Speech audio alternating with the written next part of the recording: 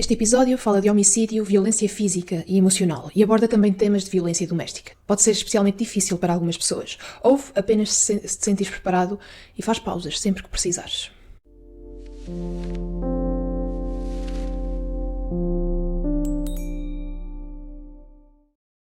Era fim de tarde de inverno em Lisboa. Um apartamento, ainda em obras, na Avenida António Augusto de Aguiar, mesmo ali ao pé do El Corte Inglês. Portas por pintar, cheiro a cimento fresco, cabos elétricos à vista, nada ali fazia prever que naquele T3 vazio se ia decidir o destino de uma família inteira. Pouco depois das 5 da tarde, os bombeiros são chamados para abrir a porta. Lá dentro, encontram um homem no chão, com ferimentos brutais na cabeça. Ao lado, sinais de luta. A mulher, em pânico, diz que não percebe o que aconteceu. Conta que tem medo de elevadores e que subiu pelas escadas. Quando chegou, já era tarde demais, mas rapidamente a polícia judiciária percebe que aquela história não bate certo. As chamadas de telemóvel, os movimentos no metro, o encontro no jardim horas antes, tudo parece apontar para algo muito mais frio e planeado. Para perceber este crime, temos de recuar várias décadas, até ao Algarve. Maria das Dores nasce numa família modesta, no sul do país. Cresce a ver alguns familiares enriquecer com a venda de terras e propriedades durante os anos 70. Isto deixa-lhe uma certeza. Não quer ter uma vida como a dos pais. Quer ainda mais. Ainda adolescente, muda-se para Lisboa. Em vez de seguir a carreira de hospedeira na TAP, entra para a banca. Trabalha num banco, estuda, sobe na hierarquia. Começa ali a construção daquela imagem de mulher sofisticada, bem vestida, segura de si. Apaixona-se pelo professor de História José António Mota. Casam e têm um filho, o David. Durante anos parecem a família típica de classe média em ascensão. Trabalho estável, casa confortável e um filho pequeno. Mas Maria das Dores quer muito mais. Quer outro tipo de vida, mais próxima do que via nas revistas cor-de-rosa. E é nessa altura que conhece aquele que viria a ser o segundo marido, Paulo Pereira da Cruz. Paulo era engenheiro agrónomo, empresário de sucesso no setor hortícola, ligado à Campotec, e ganhou a fama de rei das hortaliças do Oeste. Divorciado, pai de uma filha, vivia entre Torres Vedras e Lisboa. Quando conhece Maria das Dores, a química é imediata. Para ela, é a confirmação de tudo aquilo que ambicionava. Um homem com dinheiro, prestígio e um estilo de vida que abre portas a um mundo novo. Jantares, viagens, festas. A paixão entre os dois é descrita como intensa, avassaladora. Maria abandona o primeiro casamento e a relação com José deteriora-se, mas o filho David mantém-se do lado da mãe. Com Paulo, Maria dá um salto social, roupas de marca, malas de luxo, viagens ao estrangeiro, frequenta eventos do chamado Jet Set Lisboeta. No livro Depois do Crime, Rita Marrafa de Carvalho descreve como Maria ostentava carteiras de marcas caras, roupas exuberantes e um consumo compulsivo que começou a pesar cada vez mais nas finanças do casal. Ao mesmo tempo, nasce um filho em comum, Duarte. Uma criança que anos mais tarde seria descrita em tribunal como especialmente inteligente, excelente aluno, e que acabaria por crescer sem pai nem mãe, entregue aos avós paternos. No início, tudo são viagens, jantares e beijos para as câmaras, mas por detrás destas fotografias, a relação começa a envenenar-se. Numa noite, depois de um jantar em Sintra, o casal sofre um grave acidente de viação.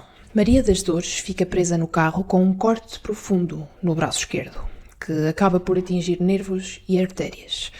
Apesar das cirurgias e dos esforços médicos, o antebraço tem de ser amputado. Fica meses internada, segue-se fisioterapia, depressão e uma enorme dependência dos outros, até para tarefas básicas. Maria sente que a vida lhe foi roubada e culpa Paulo por isso. Acha que ele não assumiu verdadeiramente a responsabilidade pelo acidente, nem pelo impacto que aquilo teve na sua autoestima, no corpo, na forma como se via ao espelho. Ao mesmo tempo, continua a gastar muito acima das possibilidades, com compras de luxo, festas e viagens. O marido vai perdendo a paciência. Há discussões, reprovações e ambos se acusam mutuamente de violência. Ele, de humilhações verbais, ela de manipulação e chantagem emocional. Do lado de Maria, existe também um historial de esquemas financeiros. Chega a ser acusada de falsificar a assinatura de Paulo e movimentar centenas de milhares de euros para contas ligadas ao filho David, o que lhe vale mais tarde uma condenação por burla e falsificação de documentos. A certa altura, Paulo começa a falar seriamente em divórcio. Está cansado das dívidas, do estilo de vida da mulher e das discussões constantes.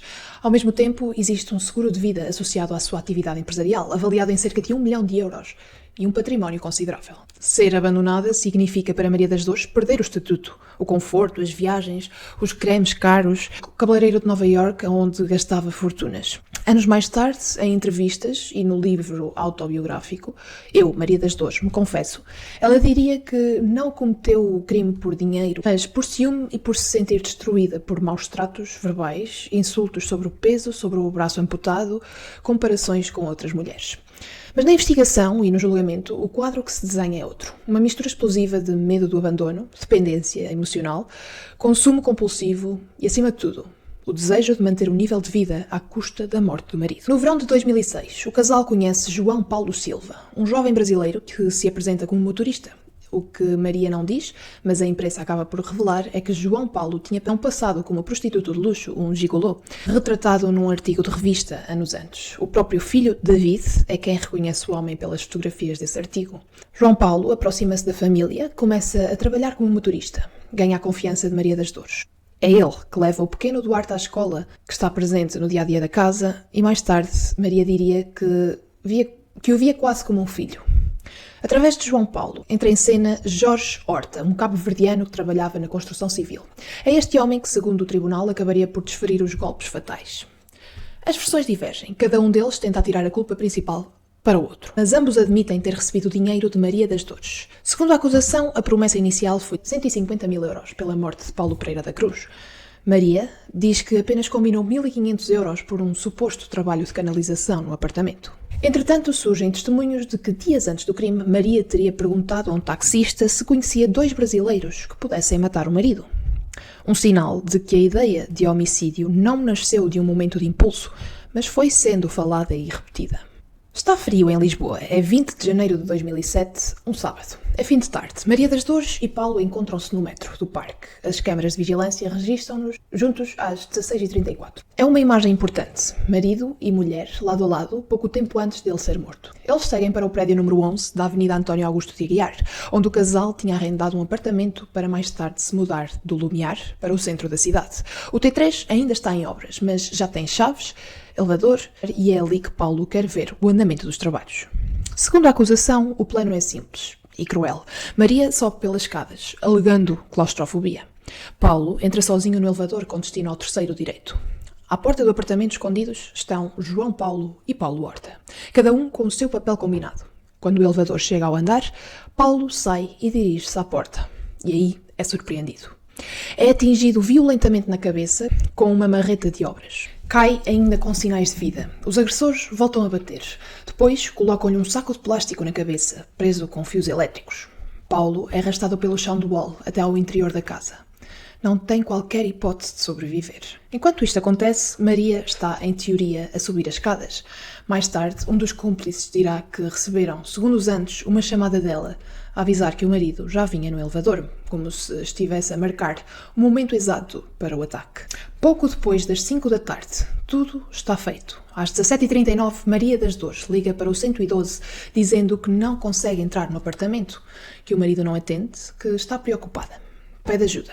Quando os bombeiros forçam a porta, encontram o corpo de Paulo no chão. Ela começa o papel de viúva desesperada. Nos primeiros dias, a narrativa que passa para fora é a de um crime misterioso executado à perfeição, com 2 suspeitos em fuga. Maria aparece como a vítima, a mulher que perdeu o marido de forma brutal. Mas a polícia judiciária começa a montar o puzzle. A análise das chamadas de telemóvel revela contactos intensos entre Maria e João Paulo, antes, durante e depois da hora do crime. Uma das ligações feita nos segundos anteriores ao homicídio parece encaixar com a ideia de que ela estaria a marcar a chegada do marido ao terceiro andar. A PJ recolhe também material biológico junto ao corpo de Paulo, que liga João Paulo à cena do crime, e o motorista acaba detido, tal como Paulo Horta. Confrontados com as provas, os 2 homens começam a falar, e ambos apontam o dedo a Maria das Dores como mandante do homicídio.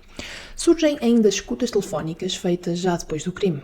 Numa das conversas tornada pública, Maria das Dores, viúva há dias, comenta uma notícia sobre os detalhes macabros do homicídio e diz a João Paulo: "Já leste o Correio da Manhã? Isto é lindo." Uma frase que choca muito pela frieza. Para o Ministério Público junta-se tudo: o móvel económico, a herança e o seguro de vida, as dívidas, o medo do divórcio, as conversas para arranjar brasileiros que matem o marido. O envolvimento direto do motorista de confiança e a sequência de chamadas naquele fim de tarde. A acusação é clara: homicídio qualificado com planeamento e recurso a terceiros. Em fevereiro de 2007, Maria das Dores é detida e levada preventivamente para a prisão de Tires. A partir daí, passa a ser notícia regular na imprensa. Novembro de 2007, o Tribunal da Boa Hora em Lisboa enche-se de jornalistas curiosos e câmaras de televisão. O caso já é um fenómeno mediático. Fala-se da socialite do Cor-de-Rosa que terá mandado matar o marido à martelada. Ao longo das sessões, ouvimos duas versões completamente opostas. De um lado, João Paulo e Paulo Horta, que descrevem com mais ou menos contradições o plano combinado com Maria das Dores. O encontro no Jardim do Campo Grande, horas antes do crime, onde ela lhes teria dado dinheiro e as últimas instruções, a promessa dos 150 mil euros, o papel de cada um no ataque. Do outro lado, Maria das Dores, sempre muito arranjada, maquilhada, que insiste na sua inocência. Diz que foi enganada e que o motorista agiu pelas costas, que o marido se queria suicidar, que ela própria é vítima de violência doméstica e psicológica e bullying emocional há anos. Em tribunal, a defesa tenta reforçar a imagem de uma mulher frágil, marcada pelo acidente, pelo braço amputado, que teria perdido o controle.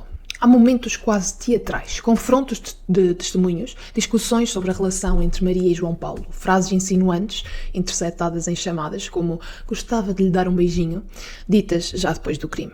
Durante o julgamento, Maria das Dores tenta mesmo pôr em causa o trabalho da Polícia Judiciária e do Laboratório da Polícia Científica.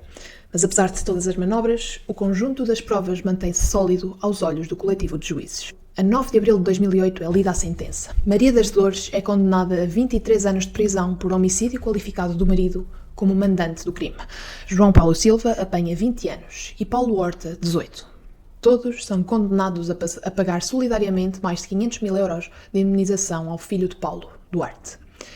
A arguída não está presente para ouvir o acórdão. Dias antes terá tentado pôr fim à vida na sua cela em Tires e é internada num hospital prisional.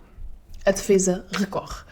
Em janeiro de 2009, o Tribunal da Relação de Lisboa confirma a condenação de 23 anos e, meses depois, o Supremo Tribunal de Justiça decide reduzir a pena em 2 anos, de 23 para 21, por considerar que a extrema violência do crime, a brutalidade dos golpes, não pode ser imputada na totalidade à mandante, mas sim aos executores.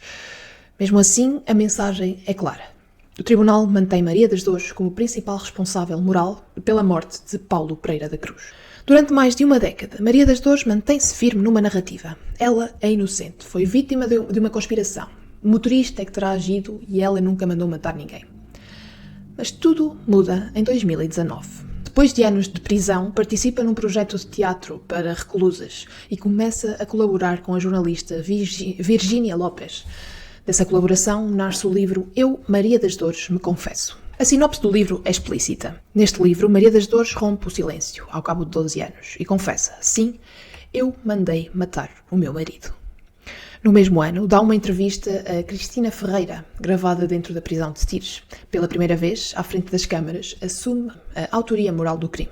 Diz que viveu anos em negação, que se sentiu profundamente arrependida, que foi o ciúme, a baixa autoestima, a experiência do acidente e a sensação de ser humilhada que a empurraram para aquilo que descreve como um momento de loucura. Mas mesmo nessa confissão insiste, não o fez por dinheiro e não se considera uma psicopata. Ela diz que ninguém tem o direito de tirar a vida a ninguém. Eu filo e por isso tudo o que me aconteça de mal é pouco, diz entre lágrimas. Aqui vemos o twist. A mesma mulher que durante o julgamento escreveu cartas a negar o crime e que processou jornais e insistiu na sua inocência, acaba por reconstruir publicamente a história, desta vez assumindo o papel de mandante. Ao mesmo tempo, a sua figura continua a dar que falar fora da prisão. Há reportagens, livros, como o Depois do Crime, onde Rita Marrafa de Carvalho faz uma reconstituição detalhada do caso, e um interesse quase voyeurista em perceber como vive a viúva negra atrás das grades. Em 2017, com pouco mais de 10 anos de pena cumprida, Maria das Dores tem a primeira saída precária, de 3 dias. O filho mais velho, David, prepara minuciosamente esse momento, preocupado com a reação pública. A 18 de outubro de 2023, depois de cumprir 16 anos de prisão, Maria das Dores é libertada de Tires em liberdade condicional, tendo cumprido cerca de 2/3 da pena de 21 anos. Várias notícias descrevem-na como estando muito diferente, fisicamente mais envelhecida, longe da imagem da socialite de vestidos caros e colares de pérolas. A imprensa acompanha o momento, mas rapidamente ela desaparece do espaço público. Segundo algumas fontes, vive discretamente, apoiada financeiramente pelo filho David, sem património próprio depois de anos entre processos, dívidas e indenizações. Paulo Pereira da Cruz, o rei das hortaliças do Oeste, morreu aos 44 anos, num apartamento vazio que deveria ser o início de uma nova fase da vida dele, a vida da família. Deixou um filho de 7 anos, Duarte, que recusou desde cedo qualquer contacto com a mãe e que foi criado pelos avós paternos. Hoje é médico e músico, mas segundo o meio-irmão, dificilmente voltará a perdoar Maria das Dores. David, o filho mais velho, tornou-se quase uma personagem mediática, por si só. Ex-modelo, criador de moda, figura extravagante. Nas entrevistas fala das agressões de que foi alvo por ser filho de uma assassina e diz que ele próprio cumpre uma pena interior para sempre, apesar de continuar a apoiar a mãe.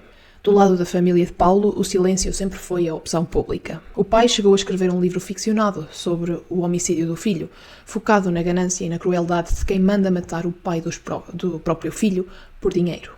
Os cúmplices, João Paulo e Paulo Horta, também já cumpriram as suas penas e estão em liberdade, longe dos holofotes. No meio de todo o barulho mediático e capas de revistas, entrevistas, livros, documentários, é fácil esquecer quem esteve realmente no centro deste crime. Paulo Pereira da Cruz era mais do que um empresário hortícola, ou o marido da socialite. Era pai, filho, irmão, trabalhava num setor duro, o da agricultura, onde construiu uma empresa com o peso no abastecimento de frutas e legumes em Portugal. Tinha colegas, funcionários, amigos que ficaram chocados com a forma violenta como morreu. Duarte era apenas um miúdo de escola primária com 8 anos, que de um dia para o outro perde o pai de forma brutal e vê a mãe ser acusada de homicídio. É afastado do meio-irmão e cresce com os avós. Hoje, adulto, continua a carregar esse passado e tem todo o direito a manter a distância da pessoa que o causou. Também David, embora tenha apoiado a mãe, é vítima.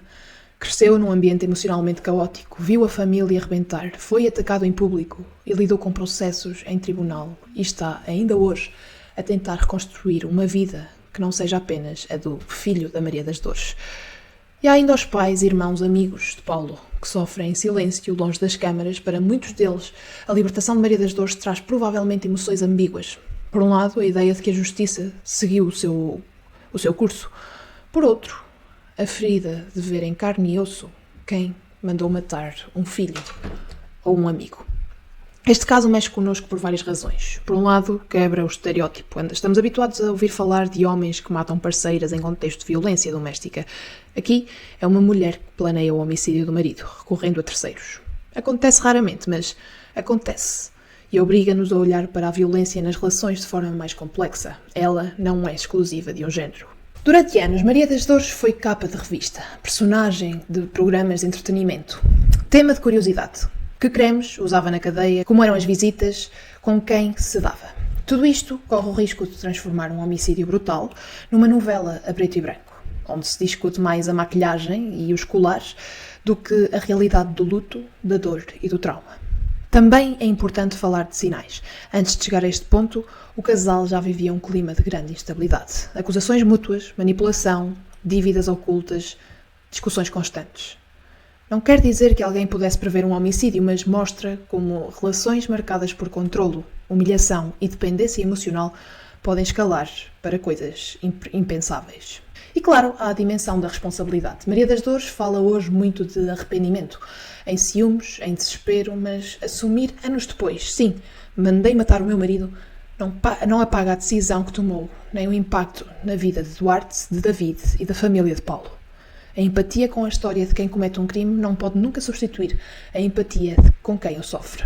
E este foi o episódio sobre o caso de Maria das Dores e o homicídio de Paulo Pereira da Cruz. Uma história onde se cruzam ambição, ciúme, dinheiro, mas também negligência emocional, dor e um rastro de vítimas que continuam a viver com as consequências. Obrigada por estares desse lado a ouvir. Se gostaste do episódio, podes seguir o podcast na tua aplicação favorita e partilhar com quem achas que também se interessa por estes casos. Sempre com respeito pelas vítimas. Eu sou a Diana e volto em breve para mais um caso. Até lá, cuida de ti e de quem está ao teu lado.